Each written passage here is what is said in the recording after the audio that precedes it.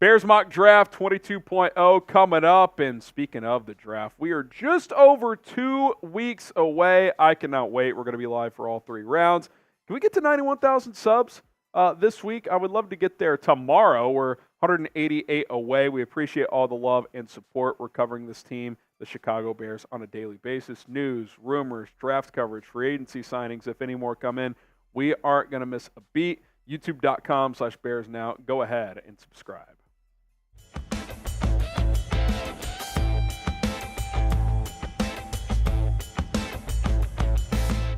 Bears Now is presented by Manscaped. If you want the best men's grooming products on the planet, go to Manscaped. I've been using them for years. Different products, different areas of your body, and hey, you are going to be pleased. Use code BEARS20 to get 20% off at manscaped.com.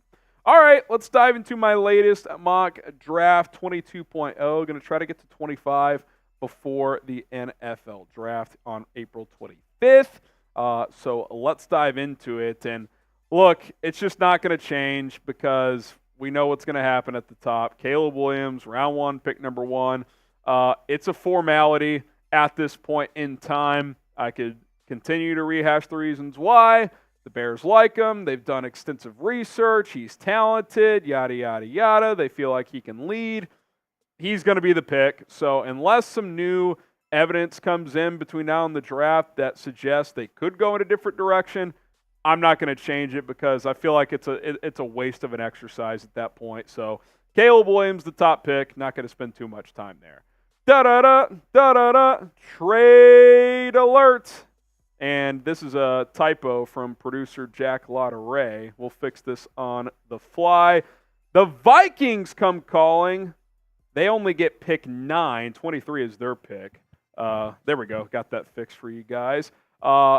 Listen, this could be a wild scenario. 9 to Minnesota for 11 and 23. And in a vacuum, that is a major premium from Minnesota. But you know what? If they want a quarterback that desperately, and in this mock draft, only 3 quarterbacks went in the top 8, which it feels like 4 are going to go, but there's a chance one of them slides. Remember last year, Will Levis, and he didn't go till the second round. This would be a bold move by Ryan Poles to trade with Minnesota and say, hey, we acknowledge that you're going to be able to draft a quarterback here, but to move down 2 spots and pick up 23, that's pretty enticing. And I'll add this as well. The top 3 receivers were all gone. So was Joe Alt, which is why one of the quarterbacks fell. Listen, it's got to be a big premium if I'm going to consider it. I'd say 2 first-round picks to move up 2 slots is a pretty big premium. So I'll ask you, because I was on the fence here. Would you make this trade if it means helping Minnesota? Type Y for yes, type N for no. I honestly would, and they did end up taking JJ McCarthy, and here's why. Because I am not of the belief, especially in the short term, but even long term, that JJ McCarthy is going to be a major problem in this division. Now, could I be wrong? Could he end up being awesome? Producer Jack's a huge JJ fan. Some people are, and that's fine. But he doesn't strike the fear in me, and if I could take 2 firsts off their hands to move down 2 spots, I might just be willing to do it. So what I do at pick number 11, I contemplated a second trade down, but I ended up taking Jared Verse, the edge, out of Florida State. My gut tells me that the Bears like him the most of the big 3 edge rushers, which is Verse, Dallas Turner, and Laiatu Latu. Turner, I think, fits better in a 3-4, although I do think he could play in a 4-3. He's a freaky athlete. We know we brought him in. Turner, who's been consistent, he's been productive. I think he fits the bill more of a 4-3 defensive end. I think his story and his work ethic and his kind of hits principle mentality, which the Bears deploy, would fit in well on this defensive line. He's definitely a hustle guy. I mean, former JUCO kid that ended up at Florida State. I could see the vision of putting him opposite of Montez Sweat and having him learn and develop on this defense. You look at his relative athletic score. He's just under 6'4". He's over 250 pounds. He's got pretty long arms. Tested well in the speed and explosion area, which we know the Bears value as well. He just feels like a Flus guy. Big hands, too. Like, we know those measurements matter at a lot of these positions, and those testing numbers matter. So, if you could trade down to get this guy, move down a few spots and still land him, I think the Bears would be very enticed to do that. And again, remember, you have the 23rd pick as well coming up after trading down with Minnesota. But we're not going to pick at 23. We're going to move down a few more spots because, I'll be honest, I was hoping Brian Thomas would be there. He went at 22 to the Philadelphia Eagles. So we're going to move down a few more spots from 23 to 27, pick up a third-round pick as well, number 90 overall. And so all of a sudden, I've turned the 9th pick into, an extra first and an extra third here. So I think that's pretty good overall. And coming up, we're going to take a look at the Bears pick at number 27 and beyond. We'll go through the rest of the mock draft as well. But I'd be remiss if I didn't tell you about our sponsor. That is Manscaped. Listen, you got to shave your balls. You got to keep your body nice and trimmed and clean. It's not just your beard, which check out the Beard Hedger Pro Kit from Manscaped. Little side plug there as well. But the Lawnmower 5.0 Ultra is going to keep you nice and trimmed. Down below, it features 2 interchangeable skin-safe blade heads, a standard one for taking a little off the top, and a new foil blade to go smooth and sleek. It comes with dual LED spotlights as well, where you'll achieve better visibility, making every trim more precise and hassle-free. By the way, you don't like making a mess, you don't want to have to do a little cleanup after. This thing's waterproof. You can use it in the shower, the bath. Hell, if I'm going to the beach this weekend, I might go do this in the ocean. Go check out the Lawnmower 5.0 Ultra. You can also get it as a part of a bundle as well. The Performance Package, which comes with other products. I'm a big fan of the Beard Hedger also. If you're a beard guy out there, go check that out. The best men's grooming products out there are from Manscaped. And in the month of April, they're doing something cool as well. They have partnered with the Testicular Cancer Society to help spread awareness for men's health and early cancer detection because it is National Testicular Cancer Awareness Month. Head over to manscaped.com/TCS to learn more and to check yourself. And again, if you're looking to buy products, promo code BEARS20 at manscaped.com.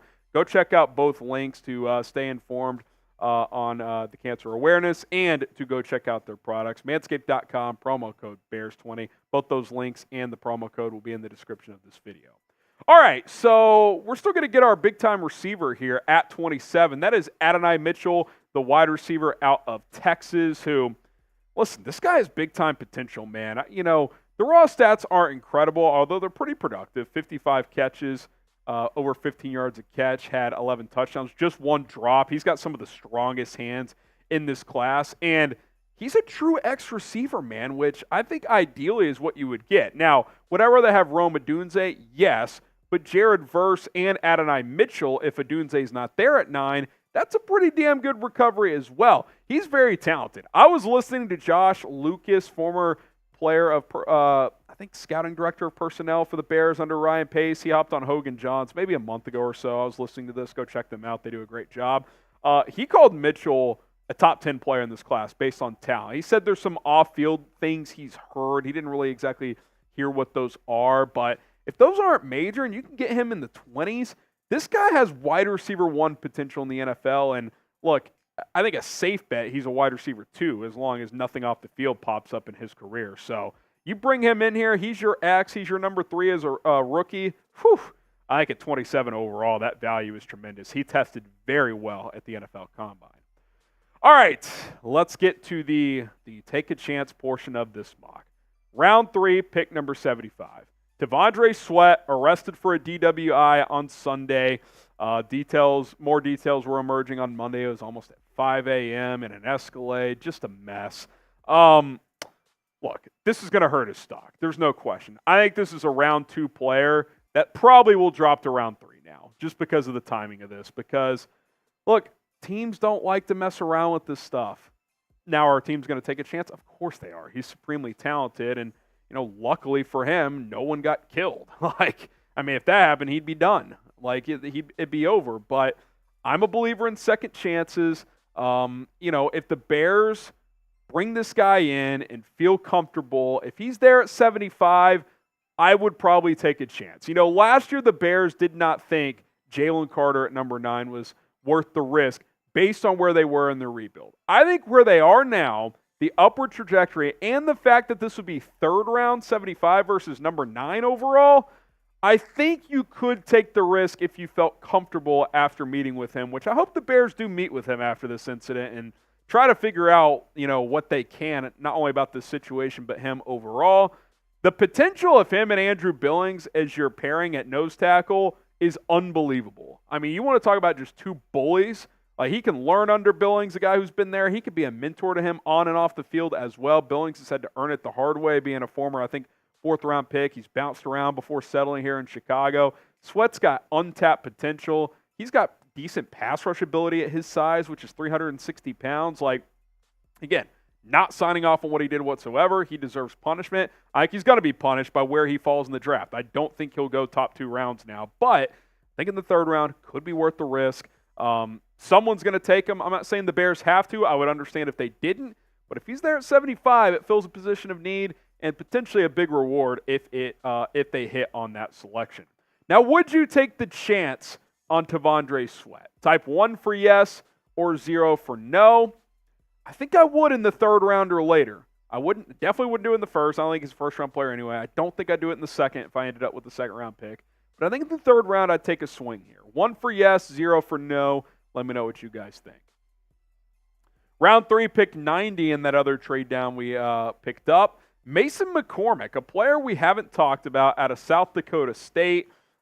He's an intriguing player, man. He played strictly left guard in college, but you look at his PFF grades last year, absolutely fantastic. No sacks, just 3 hurries. Obviously, he's playing FCS level, so, the jumping competition is there. But kind of feel like the Bears are an ideal landing spot for him because he would not need to start. He could just be a backup, get stronger, that NFL strength, and kind of go through a year, be a redshirt guy, learn, and then, as we've talked about on prior shows, Tevin Jenkins and Nate Davis's future beyond this year are unknown. Jenkins is a free agent after this year if he doesn't get an extension. Davis's deal, he's under contract through next year, but they can cut him with little penalty. McCormick is a 3-year starter at left guard, and what's interesting about him, too, he's got almost 34-inch arms. He's got long enough arms to potentially give you some snaps at tackle, so maybe at worst, he's one of your top backup linemen, and at best, he's a future starter. I think just inside the top 100, that checks out. So I would certainly like to add some depth to this offensive line, and he could be a player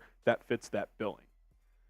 And then one of my personal favorites, I'll be honest, I don't think he falls this far, but if he does, it's a home run. Ben Sinnott, the tight end out of Kansas State. He just, something clicked in 2022. I watched him play in person twice against my alma mater, TCU, and he had big games both times, had a one-handed touchdown. He's got incredible ball skills. He's a willing blocker, both as a tight end and as like an H-back fullback, so you could use him in different roles. I just love Ben Sinnott. I think you bring him in here. He's your 3rd tight end as a rookie. He can play that fullback role, too. You could cut Kari Blasingame if you wanted to. I'm not saying you have to, but you could if you crunch numbers, and that saves you a roster spot in your 53. He could be your fullback. I really like his potential, and I've heard some draft experts say he could be the 2nd tight end off the board. Now, that's a little rich for me. I like Jatavion Sanders better out of Texas, but 3rd or 4th tight end, yeah, I could absolutely see that. There's no question about it. So there you go, our latest Bears mock draft 22.0. Caleb Williams, no surprises there. Trade down a couple of spots, get Jared Verse, Adonai Mitchell as well after another trade down. You get T'Vondre Sweat, obviously boom or bust, kind of gamble there. Mason McCormick at 90, and then Ben Sinnott, the tight end out of Kansas State in round 4. Turn 4 picks into 6 and still fill a lot of needs. Grade this mock draft A, B, C, D, or F for the Chicago Bears as they continue to take their draft visits, fill out their big board, and before you know it, the draft is going to be here, and we're going to have it all covered here on Chicago Bears Now. So hit that subscribe button, turn on notifications, and don't miss out with everything surrounding the Bears.